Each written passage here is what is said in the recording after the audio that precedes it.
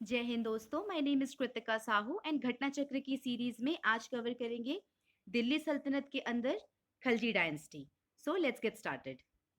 दिल्ली सल्तनत में खलजी डायनेस्टी की शुरुआत होती है 1290 एडी से, जिसके फाउंडर थे जलालुद्दीन खलजी।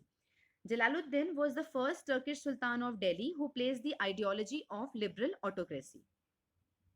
इनके आर्मी के अंदर एक बहुत ही स्ट्रॉन्ग एंड ब्रेव कमांडर थे जिनका नाम था अलाउद्दीन खलजी। जलालुद्दीन वो सो इम्प्रेस्ड विथ हिम कि उन्होंने उनको अमीर तुजुक का टाइटल से ऑनर किया।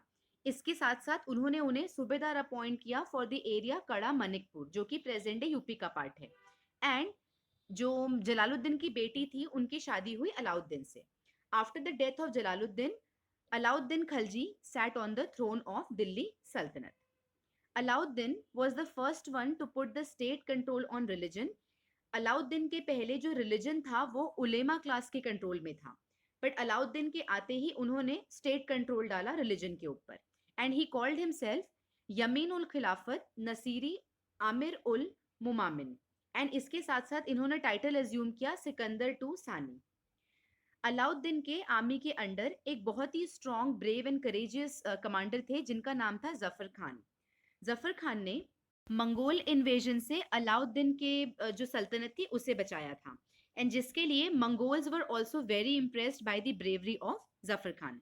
अगर हम अलाउद्दीन की एडमिनिस्ट्रेशन की बात करते हैं तो ऐसा पहली बार हुआ था कि जो रेवेन्यू कलेक्शन होगा वो जमीन को मेजर करके होगा। ऐसा सिस्टम इन्होंने पहली बार स्टार्ट किया था, एंड इसके लिए ही established a separate department known as Diwan i Mustakhraj. And ऐसा फर्स्ट टाइम हुआ था कि जो रेवेन्यू फिक्स की जाएगी वो रियल इनकम पे फिक्स करी जाएगी, ना कि नॉमिनल पे। All the privileges to tax collecting authority, ये सारे प्रिविलेजेस अबॉलिश कर दिए थे। उस समय पे टैक्स कलेक्टिंग जो अथॉरिटी थे उनमें से कुछ थे जिनका नाम था खुद, मुकद्दम एंड चौधरीज।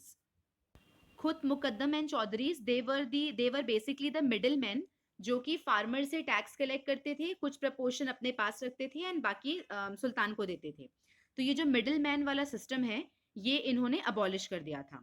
एंड ये सब कुछ इन्होंने इसलिए किया था खलजी ने, so that he can establish a powerful and autocratic state. Next है लैंड टैक्स। लैंड टैक्स जिसको खरज बोलते हैं, ये था 50% ऑफ द यील्ड। इसके साथ साथ market control and price control policy भी फॉलो हुई थी। अलाउद्दीन के टाइम पे जो भी ट्रेडर्स थे मार्केट के अंदर, जो भी बिजनेसमैन थे, वो अपने प्रोडक्ट को जब बेचते थे तो उसकी जो प्राइस थी वो स्टेट फिक्स करती थी, और उस प्राइस के ऊपर चार्ज करना उनको अलाउड नहीं था। और ये सब इसलिए था so that they can build a strong army against Mongol and rebellion Hindus. साथ ही साथ पब्लिक डिस्ट्रीब्यूशन सिस्टम भी स्टार्ट किया गया था, और दो तरीके के टैक्स आए थे, एक था घरी और एक था चरी। घरी बेसिकली हाउस टैक्स था एंड चरी ग्रेजिंग टैक्स था। नेक्स्ट है पद्मिनी। पद्मिनी थी wife of Rana Ratan Singh, and Rana Ratan Singh Mewar के राजा थे। जब अलाउद्दीन ने चित्तौड़ को इन्वेड किया तो उसमें राणा रतन सिंह हार गए एंड उनकी डेथ हुई, एंड पद्मिनी ने जौहर परफॉर्म किया। इसके ये सारे इंसिडेंट्स को पोइट्री फॉर्म में लिखा गया है पद्मावत नामक बुक में, जिसको लिखा है मलिक मोहम्मद जयासी ने। अब हम देखते हैं इस चैप्टर के क्वेश्चंस एंड आंसर्स। पहला सवाल है, when he attended kingship he was fully independent of from the rules and orders of shariat for which sultan Ziauddin Barani made this statement. तो ये किसके लिए था? तो ये था अलाउद्दीन खलजी। हमने देखा है कि ये इन्होंने स्टेट का कंट्रोल बनाया था रिलीजन के ऊपर। इनके बारे में देख लेते हैं। Barani made the above statement regarding Alauddin Khalji. Khalji was the first king of Delhi जिसने control of state over religion को स्टैब्लिश किया था। इनका ये कहना था, जब इन्होंने ये पॉलिसी स्टैब्लिश की तो उन्होंने ये बोला कि I don't know what is correct और incorrect by law, I only give a command which I understand suitable for the welfare of the state. तो इनका क्या कहना है कि इनको नहीं पता कि सही लॉ एंड गलत लॉ क्या है, एंड ये वही कमांड देंगे जो कि वेलफेयर ऑफ द स्टेट के लिए होगा। और special occasion, I don't know what will happen on the final day. Final day पे क्या होगा और किसको जस्टिस बोलते हैं, ही इनका कहना था कि इनको नहीं पता। And Alauddin has made alive the thought of Balban. Balban जो खुद को जिले अलाही बोलते थे, that is reflection of God, and full autocratic control पे बिलीव करते थे, तो उनके थॉट को अलाउद्दीन ने फिर से जिंदा किया.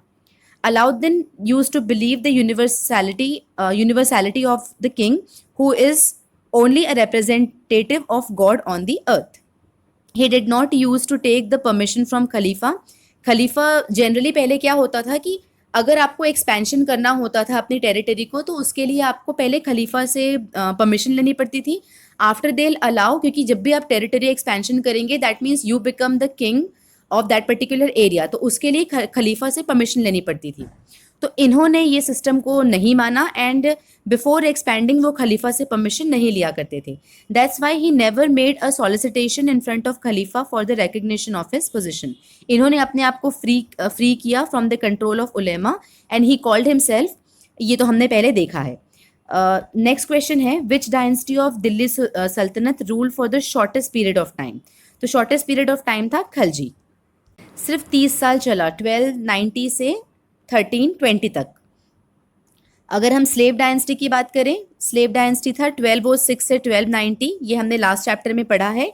तुगलक डायनेस्टी जो थी वो इसके बाद जो आएगी हम अगले वाले चैप्टर में पढ़ेंगे, 1320 से 1412 तक. एंड सैयद डायनेस्टी चली है 1414 से 1450 तक. एंड ये सारा टाइमलाइन है, इसकी स्क्रीनशॉट मार लीजिए. और एनीवेज हम आगे वाले चैप्टर में जब पढ़ेंगे तो जैसे हमको स्लेव डायनेस्टी और खलजी डायनेस्टी का डेट याद है, वैसी आगे वाली डेट भी हम याद करते चलेंगे. Which sultan wanted to launch a new religion but ulema oppose the move. तो ये था Alauddin Khalji. Alauddin Khalji was a ambitious emperor. He assumed the title Sikandar टू सानी, दैट इज जो ग्रेट अलेक्जेंडर था, तो he consider himself Alexander two and made it. और इन्होंने इस चीज़ को कॉइन पे भी इम्प्रिंट कराया. He had the ambition to win the entire world and also to introduce a new religion, but the idea was abandoned, but he abandoned the idea on the advice of his faithful friend, जिनका नाम था, और जो कोतवाल भी थे उनके rain के under, उनका नाम था अला उल मुल्क. Which Sultan of Delhi assumed the title of Alexander the Great? Khalji, Alauddin Khalji. Who among army commanders of Alauddin died fighting Mongols? ये हमने देखा है, Zafar Khan. Padmini is associated with Alauddin's conquest of Chittor. She was the wife of Rana Ratan Singh. देखिए इस story को Padmaavat book में लिखा है मलिक मोहम्मद जियासी, हमने ऊपर देखा है 1540 में. इसके according Padmini was the wife of Raja Ratan Singh. But जब इस स्टोरी को ऐसा माना जाता है कि अमीर खुसरो ने भी एक लव स्टोरी लिखी थी और उस लव स्टोरी के कैरेक्टर थे सुलेमान एंड क्वीन साहिबा. तो उनका ये कहना था कि जो सुलेमान है वो अलाउद्दीन है and queen Sahiba is Padmini. और इस चीज़ में ही कंट्रोवर्सी है and I guess the movie जो थी वो इनके बेस पे थी, जिसके कारण कंट्रोवर्सी हुई है. पर जो मलिक मोहम्मद जियासी है, उन्होंने जब पद्मावत बुक लिखी है उसके वो बेसिकली स्टोरी थी राणा रतन सिंह एंड क्वीन पद्मावती की. नेक्स्ट क्वेश्चन है, Alauddin's Deccan expedition were financial venture. He wanted to annex the Delhi state. तो देखिए assertion is correct but R is not the reason, क्योंकि उन्होंने डेक्कन एक्सपीडिशन जरूर किया था. According to Dr. K.S. Lal, the greed of wealth and lust of pride. Wealth and अपने position को strong करने के लिए अलाउद्दीन खलजी ने इन स्टेट्स पे अटैक किया. बट इनका जो पर्पस था वो प्योरली वेल्थ एंड विक्ट्री था. उनका कोई भी इंटेंशन नहीं था कि वो इंटरनल पॉलिसी से इंटरफेयर करे. Also he did not want to possess, उनको सदर्न स्टेट की पोजेशन नहीं चाहिए थी. So assertion is correct but reason is false. Who was the ruler of Devagiri at the time of Alauddin Khalji's invasion? तो ये है रामचंद्र देवा. रामचंद्र देव का नाम याद रखिएगा. He was the ruler of Devagiri at the time of Alauddin Khalji's invasion. 1296 AD को अलाउद्दीन ने देवागिरी पे अटैक किया और रामचंद्र देव से एक प्रॉमिस लिया कि जो इलिचपुर जो नामक गांव है वहाँ की जितनी भी इनकम होगी वो दिल्ली में सबमिट करे. बट हुआ ये 1305 से 1306 के बीच में रामचंद्र ने टैक्स देना बंद कर दिया दिल्ली को. उससे अलाउद्दीन ने क्या किया, उन्होंने एक आर्मी भेजी under the leadership of Malik Kafur, और मलिक कफूर के अंडर आर्मी भेजी और उन्होंने अटैक किया देवागिरी को. कब? 1307 में. इसके बाद रामचंद्र देव जो थे he was defeated and surrender and Malik Kafur ने सबसे पहले तो देवागिरी को लूटा और उसके बाद में ही टुक रामचंद्र और उनके जितने भी रिलेटिव थे उनको लेके वो दिल्ली आ गए. बट अलाउद्दीन ने काफी अच्छा ऐसा लिखा गया है कि Alauddin behave well with Ramchandra. इसके साथ साथ इनको राय रायन का टाइटल भी दिया उन्होंने और उनको वापस भेजा अलोंग विथ 1 लाख गोल्डन टंका एंड नवसारी डिस्ट्रिक्ट का जो नवसारी डिस्ट्रिक्ट के जो राइट्स थे वो भी इनको दिए। मलिक कफूर इसके बाद 1312 में मलिक कफूर ने फिर अटैक किया था। उस समय पे जो किंग थे यहाँ के देवागिरी के वो थे रामचंद्र के बेटे जिनका नाम था शंकर देव। तो मलिक कफूर ने 2 बार देवागिरी को अटैक किया है, एक बार तो रामचंद्र देव जब किंग थे और सेकेंड टाइम जब उनके सन किंग थे। ये मैप वाले क्वेश्चन है, 1995 का क्वेश्चन है। अभी इस तरीके के क्वेश्चन हमें देखने को मिलते नहीं है, पर भी एक बार नजर डाल लेते हैं। ये जो राउट दिख रहा है यहाँ से यहाँ तक, दिल्ली से लेके साउथ तक, ये राउट किसने लिया था? तो ये राउट लिया था मलिक कफूर ने। The route indicated on the map was followed by the commander Malik Kafur during the victory of south during सल्तनत period. Khalji found Malik Kafur during his victory of Gujarat. Kafur was also called 1000 dinar Kafur, probably the amount paid by the Sultan for his possession. Whose army was defeated by the army of Kakatiya ruler in 1303 at Warangal? तो ये था इसका option number C, Alauddin Khalji. So Kakatiya dynasty 1303 में जब अलाउद्दीन ने ककटिया dynasty को attack करने की कोशिश करी तो उस समय वहां के राजा थे प्रताप रुद्र। प्रताप रुद्र की जो आर्मी थी it was a well equipped army और उन्होंने काफी स्ट्रांगली अलाउद्दीन की आर्मी को डिफीट किया। और अलाउद्दीन की आर्मी को लेड कर रहे थे Fakhruddin Juna and Malik Chajju. They were defeated by the army of Kakatiya army. During the regime of which sultan was the khalisa land developed on large scale? तो आंसर है Alauddin Khalji. The main purpose of Alauddin behind the system of revenue and tax system was to establish powerful and autocratic state। ये हमने पहले देखा है। इसके चलते इन्होंने क्या किया था, जितनी भी जमीनें थी जो लोगों के पास में जिनको लैंड मिला था एज द मिल्क एंड वर्क। मिल्क का मतलब होता है वो प्रॉपर्टी जो स्टेट ने in the form of gift या प्राइज या पेंशन किसी इंसान को दी है, एंड वर्क का मतलब होता है कि लैंड रिसीव इन चैरिटी। ये जो मुफ्त में जो लोगों को लैंड मिला था ना in the way of prize and charity, ये सारे लैंड को अलाउद्दीन ने वापस लिया। एंड जो मेन पर्पस था वो ये था कि he wanted to develop the land on a very large scale और उनको बहुत स्ट्रॉन्ग आर्मी प्रिपेयर करनी थी। तो आप बोल सकते हैं सेंट्रलाइजेशन बहुत लार्ज स्केल पे हुआ था उस समय पे। नेक्स्ट क्वेश्चन है the sultan who is said to have raise the land revenue to 1/2 of the produce. हमने देखा है 50% ऑफ द प्रोड्यूस, तो ये था अलाउद्दीन खलजी। इसके साथ साथ मोहम्मद बिन तुगलक भी हैं, हम आगे पढ़ेंगे। उन्होंने भी जो टैक्स लैंड टैक्स किया था वो भी 50% रखा था। Alauddin Khalji fix the land revenue that is खरज to 1/2 of the produce. He was the first Muslim Indian Muslim king to impose a tax on the actual income that is the real income, ना कि nominal income पे। He was the first ruler who started charging tax by measuring the land. ये हमने देखा है पहले। He fixed the revenue by measuring the land. Alauddin he has also levied the house and grazing tax. It was also described that Muhammad bin Tughlaq charged 50% of the land revenue. In Doab area, Tughlaq's revenue demand was based upon the estimate, and Alauddin Khalji demands based on the measurement of land. जो तुगलक थे उन्होंने 50% land revenue based on the estimate. वो क्या करते थे, 8 से 10 साल की प्रोड्यूस जितनी हुई है पास्ट में उसके हिसाब से आने वाले समय पे कितना प्रोड्यूस होगा उसका एस्टिमेशन लगाते थे, and based on the estimation वो चार्ज करते थे। ये थे तुगलक के रेन में। और खलजी क्या करते थे, मेजरमेंट ऑफ लैंड करके, लैंड को मेजर करके कि एक पर्टिकुलर लैंड में कितना प्रोड्यूस हो सकता है, उसके बेसिस पे ये टैक्स चार्ज करते थे।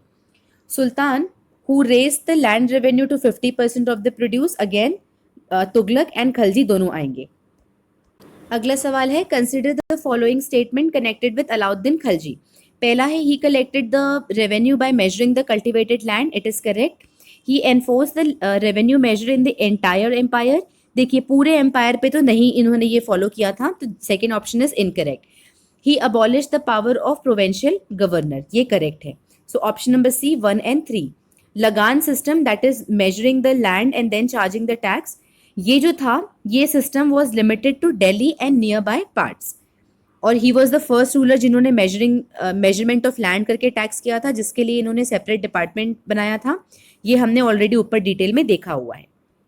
नेक्स्ट है Alauddin Khalji introduce price control in Delhi. ये स्टेटमेंट तो करेक्ट है। He wanted to pay lower wages to artisan building his palaces in Delhi. तो देखिए रीजन इसका इनकरेक्ट है। जैसे कि हमने देखा है कि जो प्राइस कंट्रोल सिस्टम जो दिल्ली में इस्टेब्लिश किया गया था, ये किया गया था मंगोल से फाइट करने के लिए, ना कि आर्टिशन को कम पेमेंट करने के लिए। अलाउद्दीन खलजी ने ये प्राइस कंट्रोल पॉलिसी इंट्रोड्यूस की थी और इसके लिए इन्होंने स्किल्ड एम्प्लॉयज़ को अपॉइंट किया था। ही अपॉइंटेड मलिक कबूल एज सहना। सहना का मतलब होता है inspector of the market, and इनको मलिक कबूल को he has given a large detachment of cavalry and infantry individual to help him in his work. He had given him extensive authority. He used to control all the merchant and inform the king about ups and downs of the price and given situation of the market. उसके बाद तो ये सब information बर्नी ने अपने book में बताया है कि ये जो मार्केट रिफॉर्म और या तो प्राइस कंट्रोल का जो पॉलिसी था, ये अलाउद्दीन ने यूज़ किया था to prepare a vast army against Mongol and to control the idea of rebellion among Hindus. But इसका ऐसा कोई भी पर्पस नहीं था कि he wanted to pay low wages to the artisan. So इसलिए assertion correct है, but उसका reason incorrect है. Next question है, which of the following sultans introduced market reform? Option number B, Khalji. Who among the following Muslim rulers enforced a strict price control? Again, Khalji. ये हमने already देखा है। देखिए यहाँ पे अच्छे से एक्सप्लेन किया गया है कि जो प्राइस कंट्रोल था वो क्यों किया जाता था। सो बर्नी ने ये लिखा है, शुरू से पढ़ते हैं। The system of the market control और price control was introduce by Khalji during the Saltanat period. He had a vast army in the centre and gave them wages in cash. वो उनको कैश में ही वेजेस प्रोवाइड करते थे। He was the first sultan of Delhi जो cash में इन चीज़ों को प्रोवाइड करते थे। The expenditure of army was very high. जो आर्मी को मेंटेन करने का, क्योंकि स्टैंडिंग आर्मी थी, इनको मेंटेन करने का जो कॉस्ट था वो बहुत ज़्यादा था। इसलिए बर्नी ये लिखते हैं कि अगर इन्होंने आर्मी को नॉर्मल वेजेस जो जनरल वेजेस होते हैं अगर वो देना चालू कर देंगे तो जो स्टेट की ट्रेजरी है वो 5 से 6 साल में ही ख़त्म हो जाएगी। तो इन्होंने क्या किया, आर्मी पर्सन को भी कम सैलरी दिया, और क्योंकि सैलरी कम थी और अगर मार्केट में जो सामान बिक रहा है उसकी कॉस्ट अगर हाई रही तो इन दैट केस जो आर्मी मैन है वो रिबेल कर जाएंगे। तो उन्होंने क्या किया, सैलरी भी कम पे करी एंड साथ साथ में जो मार्केट की जो प्राइस थी उसको भी कंट्रोल किया। Thus, to reduce the expenditure of the army, he reduced the wages of the soldier, and side by side he has fixed the price of the commodities and reduced their rates so that soldiers जो थे वो comfortable life को afford कर सकें। इसलिए इन्होंने price control system start किया था। The attempt of Khalji to control the market price ये था, it was very successful. The attempt of Khalji to control the market price was highly successful.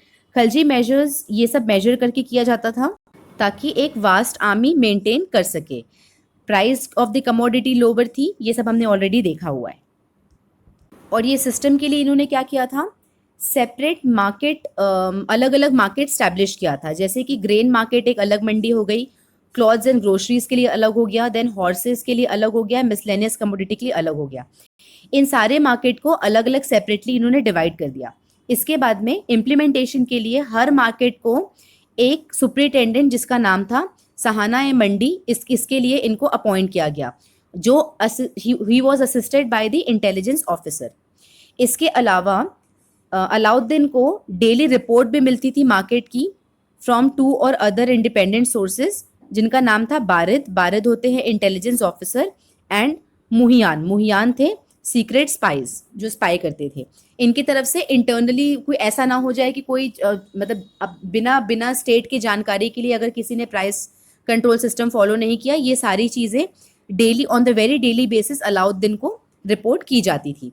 इसी because of such A strict control ये जो market control system था ये काफ़ी successful रहा। With this Khalji dynasty over होता है। इसके बाद में Tughlaq dynasty and Lodhi dynasty बच गई है जो कि नॉर्थ में होगी, एंड साउथ में हम देखेंगे विजयनगर एम्पायर, जिसको हम नेक्स्ट वीडियोज़ में कवर करेंगे। फॉर नाउ आप घर पे रहिए, सेफ रहिए। जय हिंद।